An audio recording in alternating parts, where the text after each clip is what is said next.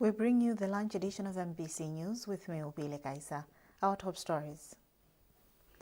Ministry of Health targets zero bilharzia by 2030 following successful mass drug campaign. Government will soon advertise for contractors to rehabilitate the M1 road from Chiweta to Karonga soon. And players in the private sector urged to turn economic policy into action.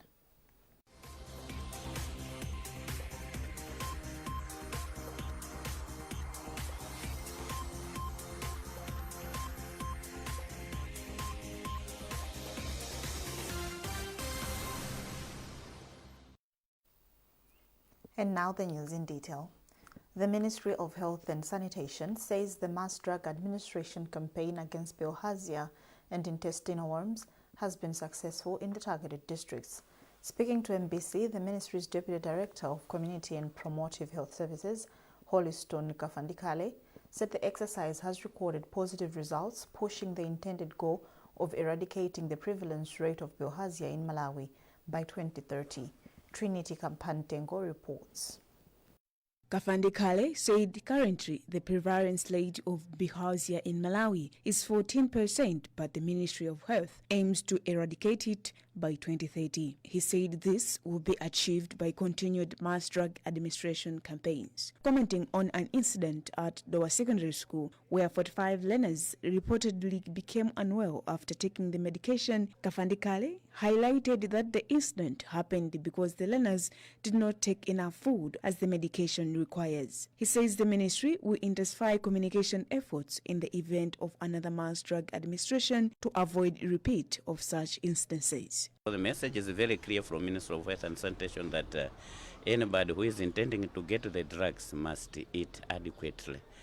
And normally we would encourage that through our extension workers, the disease control and the surveillance assistants who were previously called health surveillance assistants, to work with the community leaders in passing on this information so that they adhere to these guidelines to avoid repeat of these side effects. The facilities officer in charge at Mponera Rural Hospital, Owen Chipewa, confirmed the incident but added that the hospital kept the learners for observation only. At our secondary school, we encountered some few cases of drug reaction. We managed to contain the side effects. They were minor, so we just kept them here at the facility for observation only. It wasn't actually a real admission. We just took it as a precautionary measure so that in case something happens, we should be able to intervene and control the symptoms. Head teacher for Dowa Secondary School, Saulos Mdalamba, admitted that some of the learners did not eat enough food, but called for intensified guidelines by health personnel when such activities take place. Maybe we needed to be guided by the health department.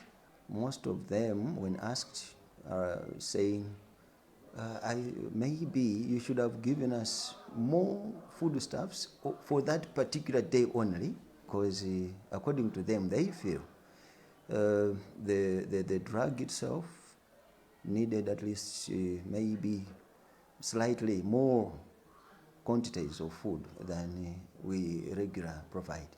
The campaign, held between 18 and 22 May, targeted children aged between 5 and 14, as well as adults living in hotspot areas. This was carried out in Lilongwe, Dowa, Palombe, Branta and Sanje, as the district did not participate in last year's mass drug administration. Trinity Kapantengo, MBC News, Dowa.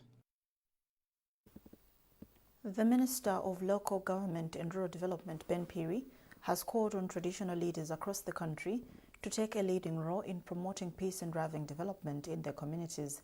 Speaking during the elevation of Sub-Traditional Authority Kasongo to the status of Traditional Authority and the installation of Traditional Authority Onga in Palombe and Chirazulu districts respectively, Piri said chiefs are vital in combating misinformation and fake news.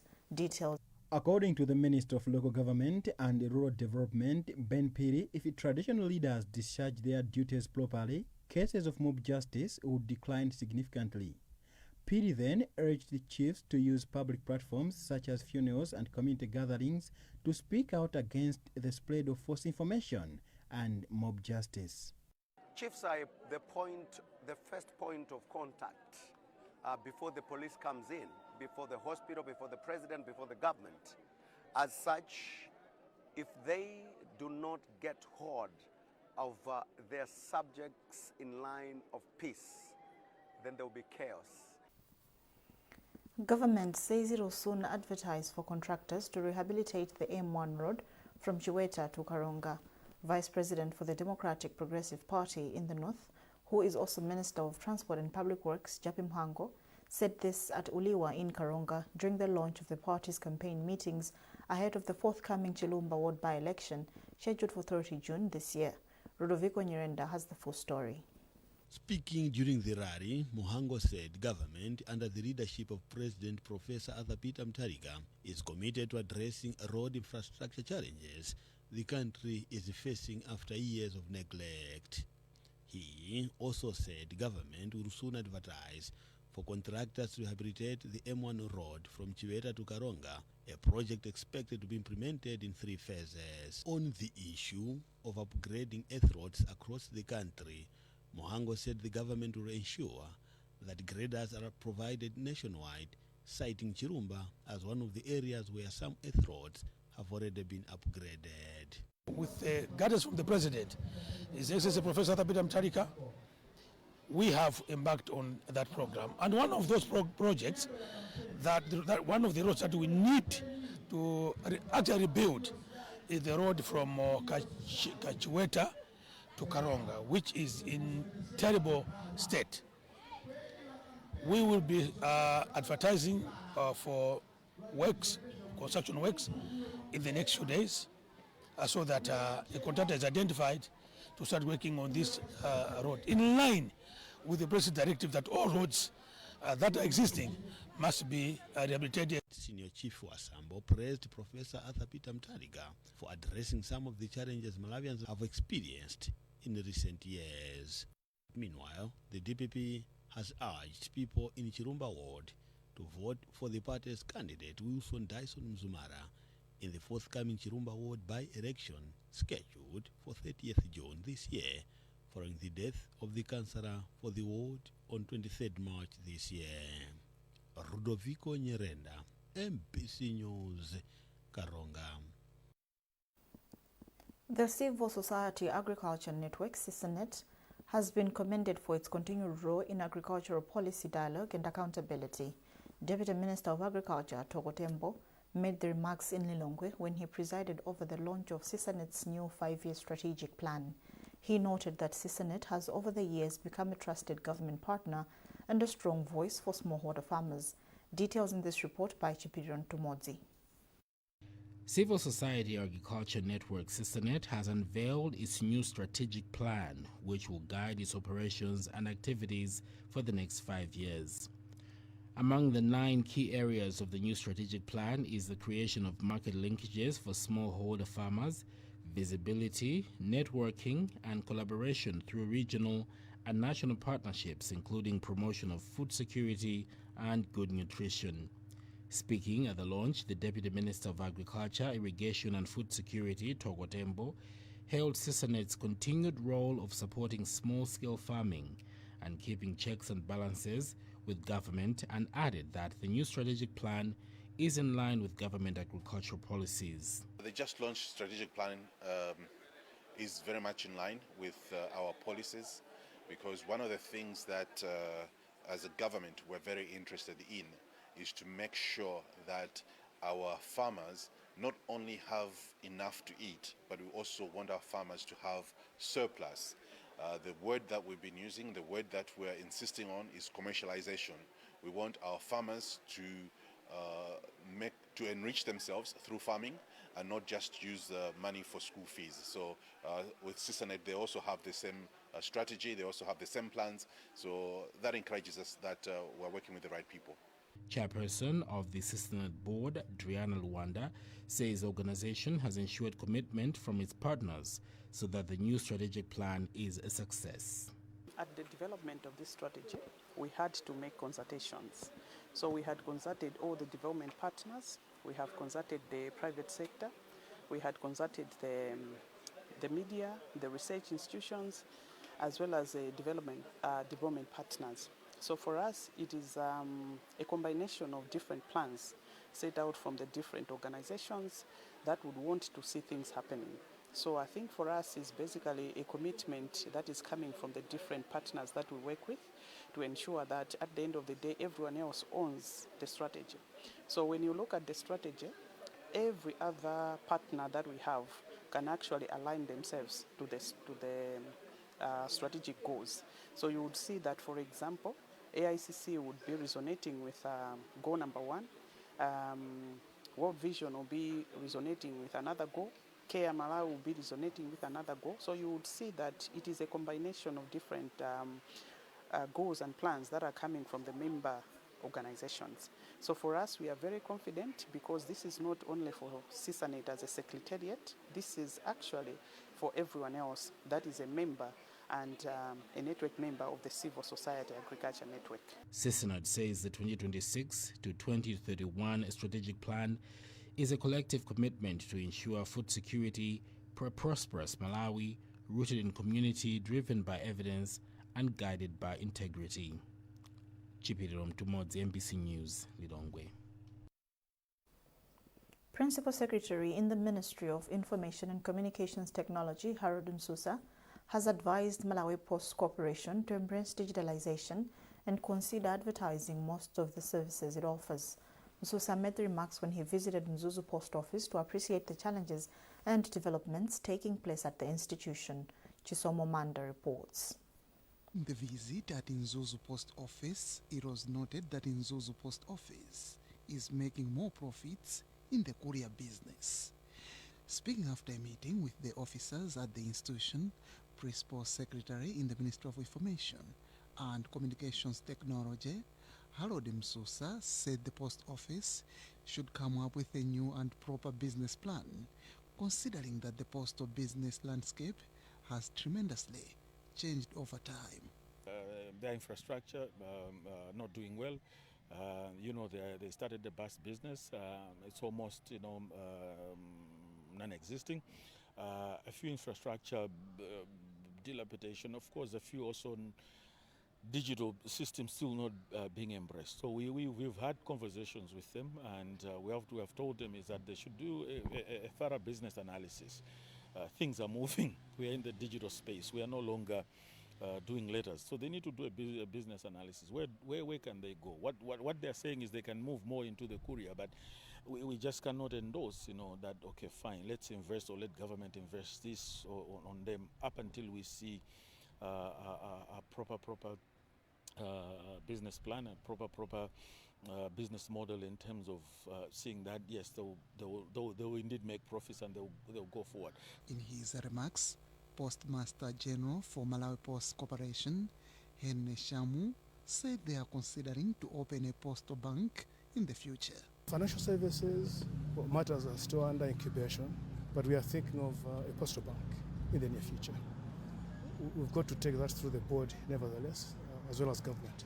The Principal Secretary also visited Malawi Digital Broadcast Network Limited and the Malawi Broadcasting Corporation in Mzuzu.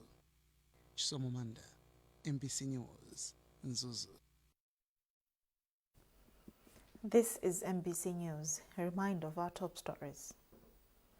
Ministry of Health targets zero bilharzia by 2030 following successful mass drug campaign. Government will soon advertise for contractors to rehabilitate the M1 road from Chiweta to Karonga soon. And players in the private sector urge to turn economic policy into action.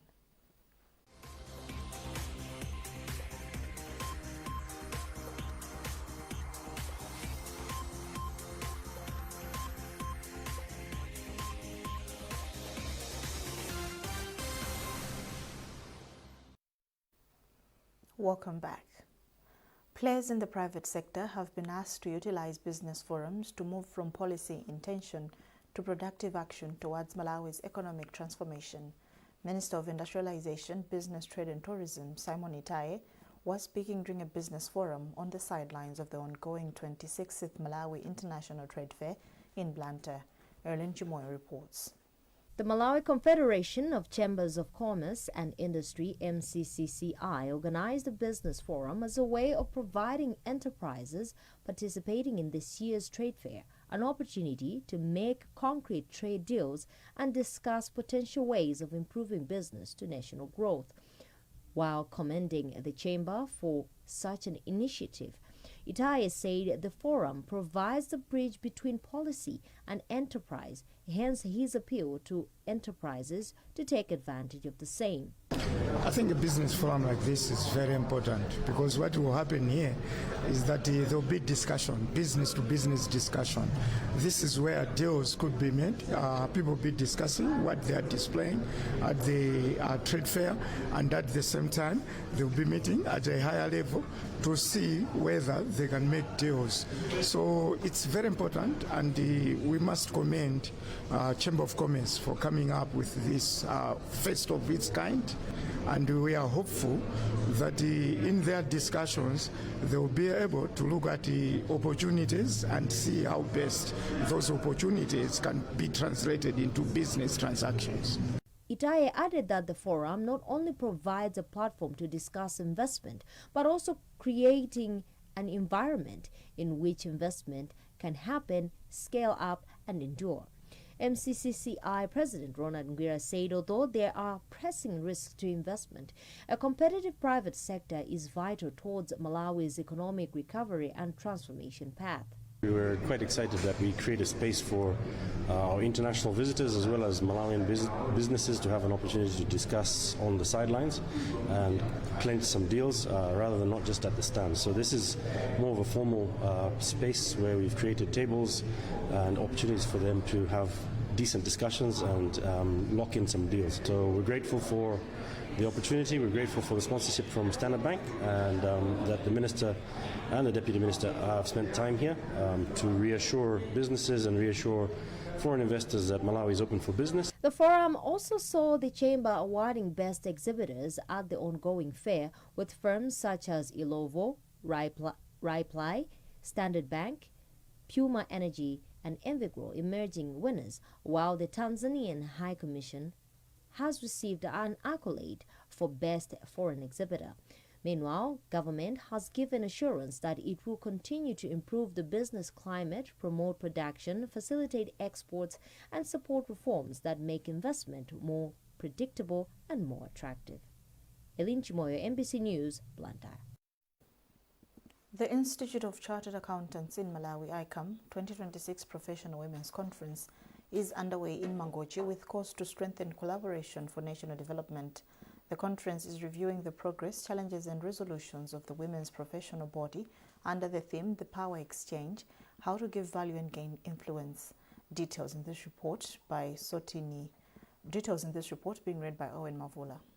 Speaking during the official opening of the ICAM 2026 Professional Women's Conference, guest of honor Professor Dorothy Nampota, who is also Executive Director of the Malawi National Examinations Board, MANEB, challenged the women to pursue excellence to reach their desired goals. She said this can be achieved through teamwork. For a woman to be recognized, they have to offer something that people should really celebrate about. You know, they should make an impact. I've done this. They will not learn that from what they have said when they are using their mouth. They will see that from the products, the actions that they are making in the work environment. So that's why I was challenging the women today that it's not about making noise. It's not about, other things that are materially influenced, but it's about them adding value. It's about them making a contribution. It's about them, lifting up others. ICAM Vice President McDonald Kamoto described the three-day gathering as a forum for women professionals to reflect on the growth of their institution and its role in Malawi's socio-economic development. These gatherings are bringing on board the benefit is far-reaching. It's beyond the women and the individual organizations that they represent. We see the benefit extending to the position of the country. In her remarks, Akonda Supuni Akobe, president of the Forum for Women Accountants in Malawi, urged women to support one another and work as a team to achieve excellence within the professional body. It has shown that women have a tendency to pull each other down. And at this conference organized by the Institute of Chartered Accountants in Malawi, we are saying that's not the way to go. If we want to rise as women, we have to rise together. The ICAM 2026 Professional Women's Conference has drawn women professional accountants from government and the private sector, among others. Deloitte Malawi Managing Partner Christopher Kapenda said the firm will continue collaborating with government to improve the quality of education in the country by supporting schools with learning materials. Kapenda made the remarks in Blantyre during the donation of learning materials worth 7 million kwacha to Chilomoni Catholic Primary School as part of Deloitte Volunteer Day. In her remarks after receiving the donation, head teacher for the school, Patricia Chigwale, thanked Deloitte Malawi and said the learning materials will help both learners and teachers at the school. Chilomoni Primary School, Catholic Primary School, because of our, we appreciate what education means to everybody, to humanity. So everybody in Deloitte, for them to be what they are, where they are, it's because of education. So we thought we should, in a small way, contribute. We brought materials. We also had alumni, those that went through Chilomoni Primary School, Catholic Primary School, come here, join us. And we wanted to, inspire the learners to say, look, whatever stage you may be at now in your education journey, in your life journey, just know that even Deloitte people, they pass through here. They worked hard, they listened to teachers. That's why they've been able to get to the professional levels they are at. We are very, very happy because of this donation, especially to our learners, because the learners need these scholastic items in order to use in their daily work in class. So we are very happy because we have other learners which they have got a lot of subjects which needs a lot of books. So these books, these exercise books, will add up to the exercise books which they have, which will cater for the whole term.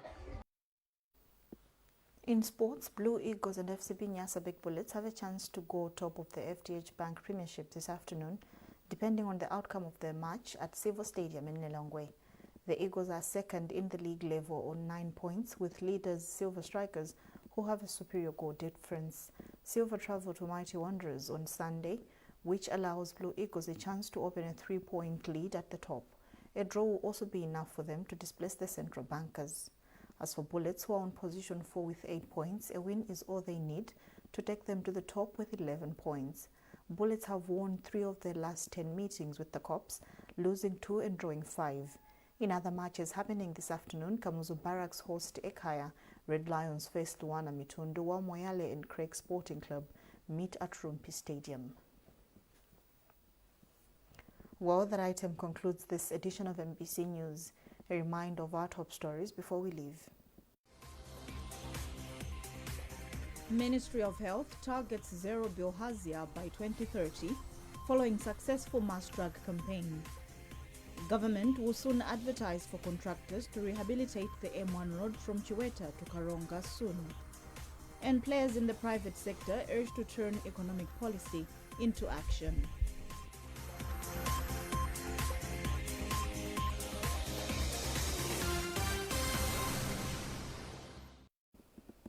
For live news updates, visit our digital platforms by scanning the QR code at the top right corner of your TV screen.